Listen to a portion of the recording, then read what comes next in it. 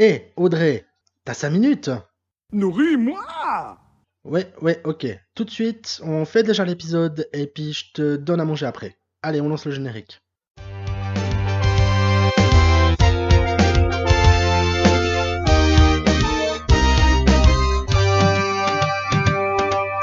Salut à vous, fans de ciné. Ici Critiqueur. Ça me fait super plaisir de vous retrouver pour ce nouvel épisode où j'avais envie de parler avec vous d'un genre cinématographique que j'apprécie particulièrement, le cinéma horrifique. On peut bien entendu y trouver de quoi frissonner, sursauter, mais c'est aussi un domaine où on peut se marrer, pleurer, bref, c'est beaucoup plus complet que ce que l'on pourrait croire. J'avais donc envie de partager avec vous quelques pépites horrifiques que j'ai pu découvrir lors de mes nombreux visionnages. Vous êtes prêts pour une liste de bons films d'horreur? C'est parti!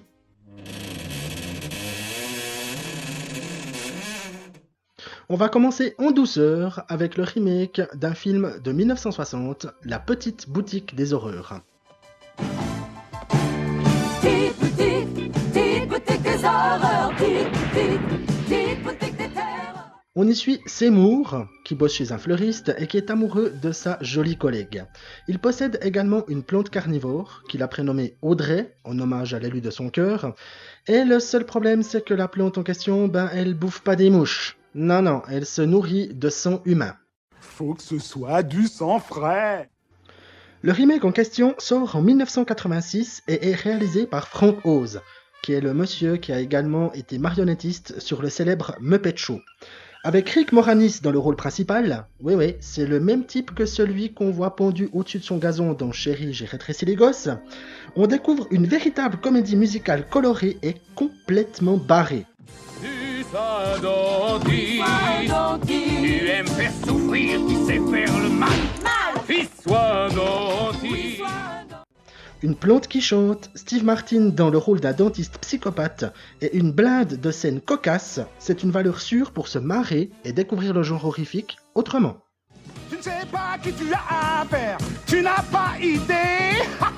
Tu ne sais plus ce que tu dois faire, tu es très embêté. Bon, là on va passer à du plus costaud. Je vais vous parler de Cargo, un film australien de 2017 réalisé par Ben Howling et Yolanda Ramke. En tête d'affiche, on retrouve un certain Martin Freeman, qui a notamment joué Bilbon dans la trilogie Le Hobbit. On le suit donc avec son épouse et leur bébé, crapahutant à travers la campagne australienne, dans un monde totalement infesté de zombies. Je n'avais vu personne d'autre depuis... Enfin, personne d'autre qui soit encore vraiment humain. Rien de bien nouveau sous le soleil. Les invasions de zombies, on connaît, me direz-vous. Eh bien, dans ce film, c'est son développement qui va nous intéresser. Je crois pas que la normale soit pour bientôt, non? Après un événement dramatique, notre père de famille est mordu par l'un des morts-vivants.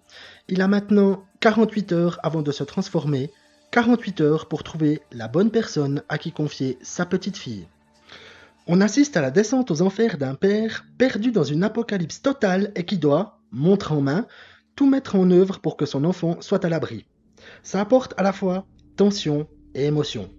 Car au-delà du simple métrage de zombies où la survie est le seul credo que l'on peut attendre, c'est ici une histoire à dimension humaine d'un lien familial indestructible.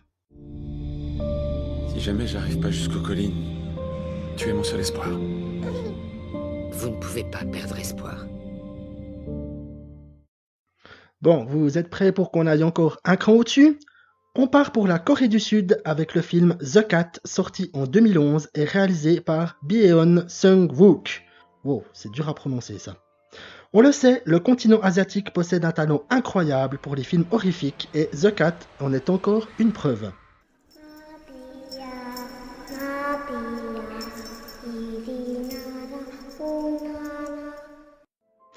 Après avoir recueilli un chat suite au décès de sa propriétaire, une toiletteuse d'animaux a des visions terrifiantes d'une petite fille avec des yeux de chat. Oui, vous avez bien entendu, des yeux de chat. Je vous promets, le design, il est exceptionnel. Alors que les morts s'accumulent, elle enquête pour découvrir la vérité, et toute vérité n'est pas bonne à entendre. C'est un film d'épouvante qui parvient également, particulièrement dans son dénouement, à nous tirer les larmes. Même moi, ça m'a fait le coup, donc c'est pour vous dire que c'est le genre de film où l'émotion est au rendez-vous. Au niveau horrifique, vous savez qui se défend bien aussi? L'Espagne! Paco Plaza, déjà dans le coup sur la série de films REC, réalise Veronica en 2017. L'histoire, inspirée de l'affaire Vallecas, suit une jeune fille développant un comportement très troublant après une petite séance de planche Ouija des familles. Fermez les yeux. Pourquoi? Pour entrer en contact. On ne le dira jamais assez, on ne joue pas avec ce genre de truc, hein, et vous arrive à chaque fois des bricoles. Bien qu'inspiré d'événements réels, le film ne tombe ni dans la surenchère, ni dans le prétexte. Des films de ce genre, on en a des wagons, mais celui-ci parvient à rester humble tout en étant respectueux de la base sur laquelle il repose. Qui plus est, il parvient réellement à nous foutre la trouille. Véronica!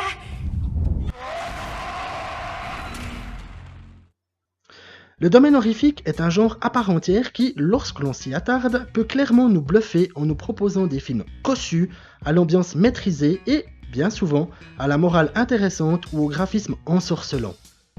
J'aime beaucoup découvrir ce genre de film quand je procède à mes visionnages, tout d'abord parce que ça nous change des standards horrifiques traditionnels dont on a trop l'habitude, et aussi parce que ça nous montre que l'horreur, au-delà de simplement nous faire sursauter et frissonner, peut nous apporter beaucoup plus que ça.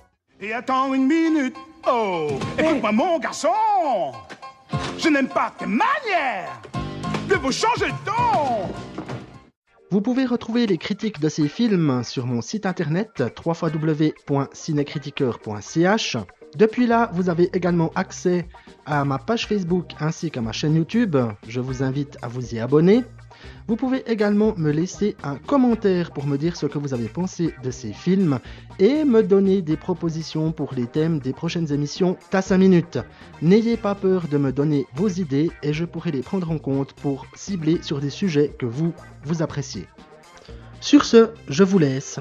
Préparez du popcorn, éteignez la lumière et visionnez ces métrages dont nous avons parlé pour découvrir que l'horreur, au-delà du simple sursaut, peut aussi apporter d'autres choses comme du rire ou des larmes. C'était Critiqueur, en direct du canapé. À tout bientôt. Ciao!